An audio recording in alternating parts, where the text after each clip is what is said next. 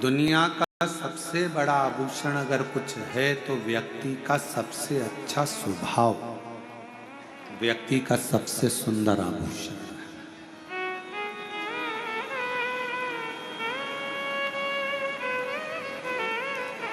आपका स्वभाव कैसा है?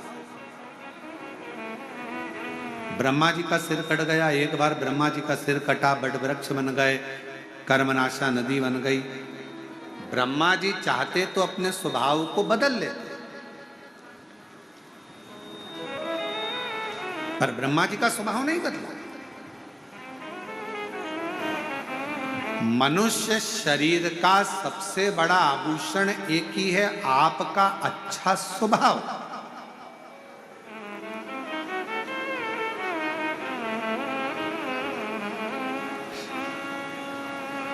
आपसे मिलने के बाद भी अगर कोई व्यक्ति कहे ना, अरे वाह साहब ये तो वैसे की वैसे ही है, इतनी ऊंची पद पर बैठ गई, इतने ऊंचे पद पर बैठ गया, उसके बाद भी इसका स्वभाव तो वैसा की वैसा ही है, आज भी मिलता है तो वैसा ही, आज भी मिले तो वैसी, कोई अंतर ही नहीं है।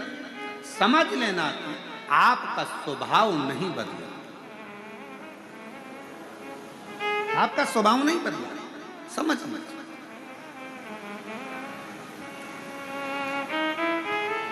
यथा स्वभाव, जैसा कि जैसा स्वभाव है वैसा कि वैसे ही अपने जीवन का एक आनंद देता है। आनंद। ब्रह्मा जी ने अपना स्वभाव नहीं बदला, ब्रह्मा जी ने अपना स्वभाव बदल लिया। ब्रह्मा जी एक जैसे स्वभाव के रहे ही नहीं है। अभी ब्रह्मा जी का स्वभाव फिर चेंज, फिर बदला।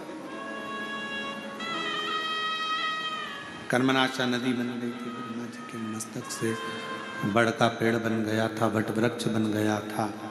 वट वृक्ष के बाद भी ब्रह्मा जी राजी नहीं हुए। अब ब्रह्मा जी ने एक नया क्रम रख दिया कि मैंने सृष्टि की रचना करी है, इस संसार को रचने वाला मैं हूं। अब ब्रह्मा जी को समझाए कौन कि इस सृष्टि को रचने वाले तुम भले हो सकते हो, पर इस सृष्टि की रचना करता तो केवल एक ही है, शिव ही रचना करता है, शिव ही चला रहे हैं और शिव ही संहार कर रहे हैं, यहां कोई दूसरा नहीं, केवल शिवमय। शिवोहम शिवोहम शिवोहम।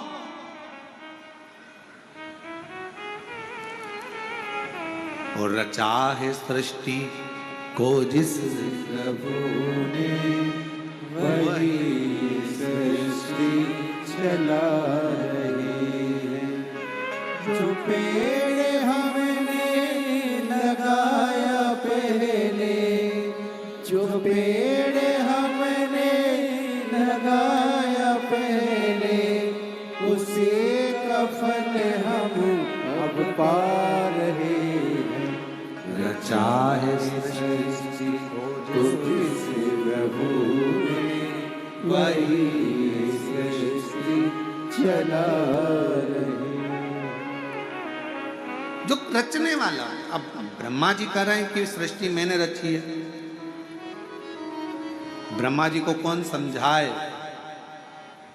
एक सृष्टि की रचना ब्रह्मदेव तुम करे हो, पर रचना करने वाले शंकर ने तो ना जाने पूर्व में कितनी सृष्टियों की रचना कर दी, जिसका गिनती ही नहीं है, जिसकी गिनती ही नहीं है। ब्रह्मा बदल जाते हैं पर शिव कभी नहीं बदलता, शिव कभी नहीं बदलता।